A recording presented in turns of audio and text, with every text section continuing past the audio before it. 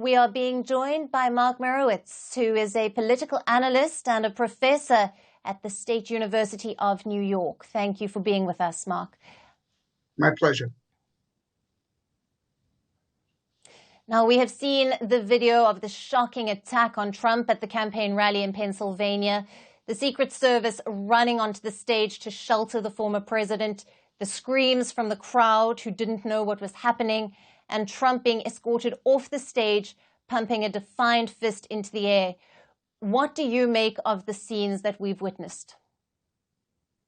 I mean, this is an earthquake in American politics. This is everything changed at this rally.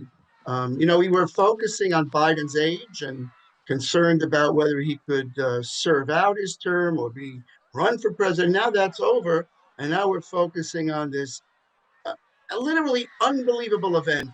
As this is coming out, I mean, people at the rally saw this man climbing up the building, alerted police and Secret Service, and they did nothing. And that assassin was able to get shots off and killed somebody in the bleachers, of course, injured President Trump, which is horrific, and 2 people critically injured. So, this is unacceptable. This can never happen again. And it is impossible to understand how this could have happened. Something is wrong about this picture. Right. You've shown it in detail, but it does not make sense from the point of view of protecting the president. You mentioned it was outside the security, the perimeter outside the rally, but in fact it was not. It was actually in a building, literally on the right at the rally, at about 200 plus yards away. What were they thinking? Certainly, Secret Service did a great job with the president, right, but the rest of it is very problematic. Absolutely. And Professor, as you've mentioned, major questions about how this happened and what went wrong. How could this have happened in a rally of this kind? Do we know any further details about the shooter? We know that he was a 20-year-old male. He has been killed. Any other details on him or his motivation for the attack?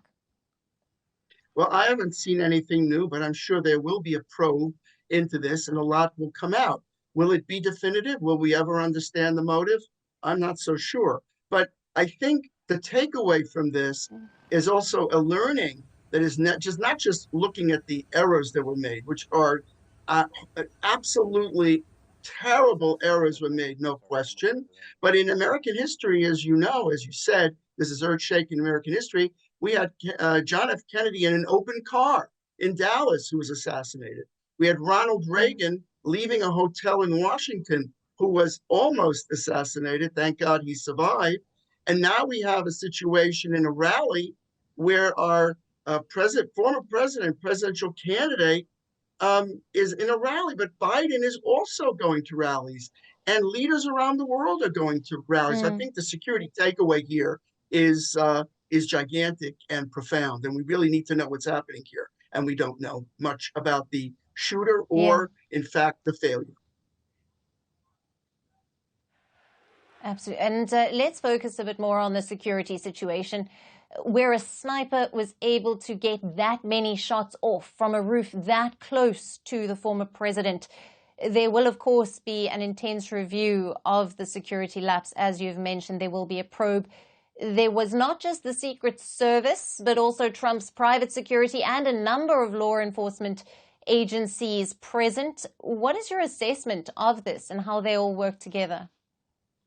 What we're seeing now is finger pointing from the FBI agent, finger pointing, Secret Service. Everybody's going to start pointing fingers at everyone else. This is exactly similar to the same security failure we had in 9/11, when none of the security agencies were talking to each other, and we ended up having 9/11. This is of the same proportion, a failure of such magnitude in American history that a presidential candidate cannot go to a rally and not be attacked. Now, about the motivation, we don't know. And then the key thing is to figure out how to make sure that this never happens again. The Republicans are all over the media today. They are saying that the Secret Service is inefficient. The Secret Service makes mistakes. The people who are working there are not doing the job properly.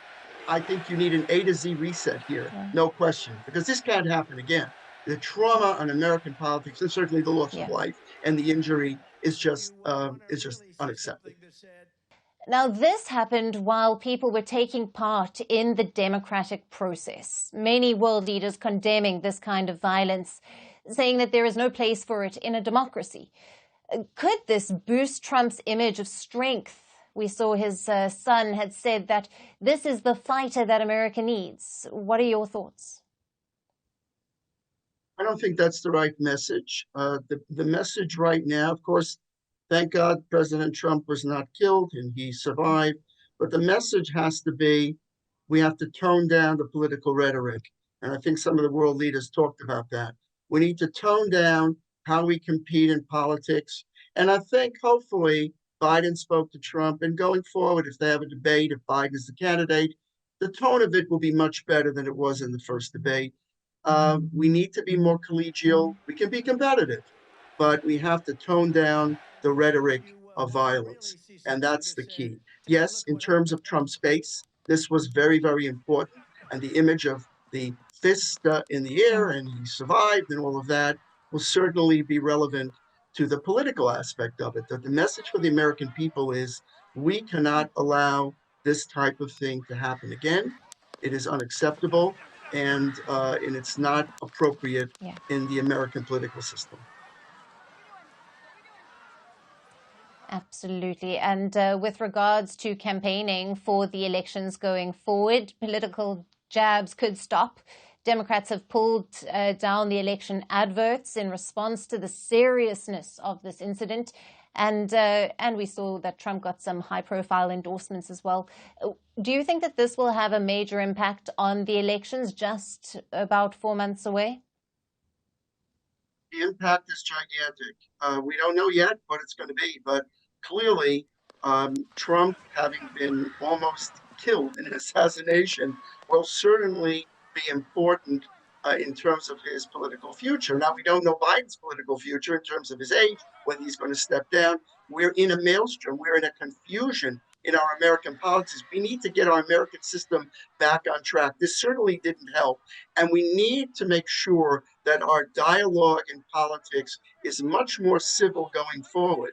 At the same time, we cannot allow that world leaders, I'm sure, are looking at this and thinking about their safety as well. We cannot allow political leaders to be exposed in this fashion to assassination. It's just not acceptable in America or India or anywhere in the world.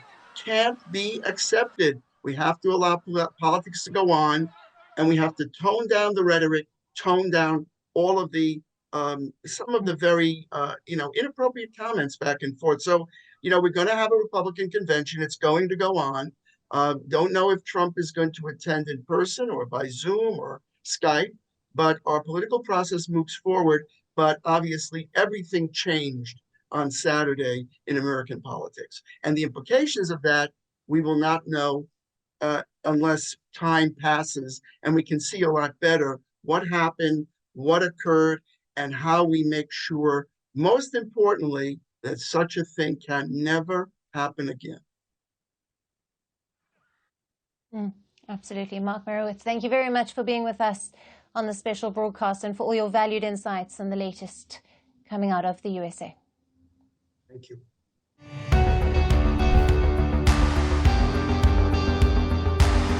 Across continents, one powerful news source.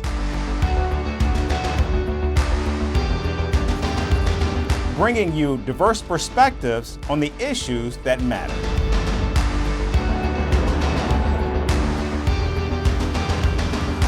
We go beyond the boundaries to give you that little extra about every sporting moment.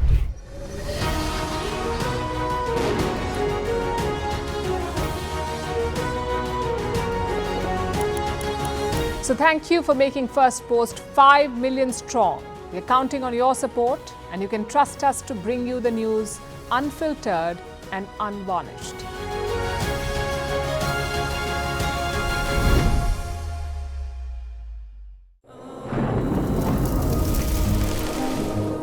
Climate change is on our doorstep.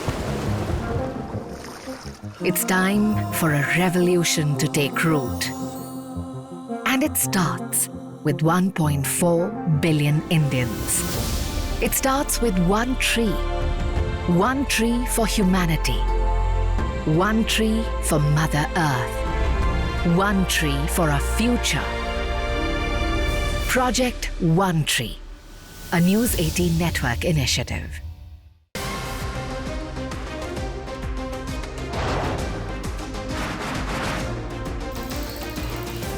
On the show today, the T20 World Cup bandwagon has moved across to the West Indies. What can we expect from this? Hello, I'm Alison Green, coming to you from Durban, South Africa. Today we have a special show. Start with a report on India's shifting nuclear posture. For the first time since India officially became a nuclear power.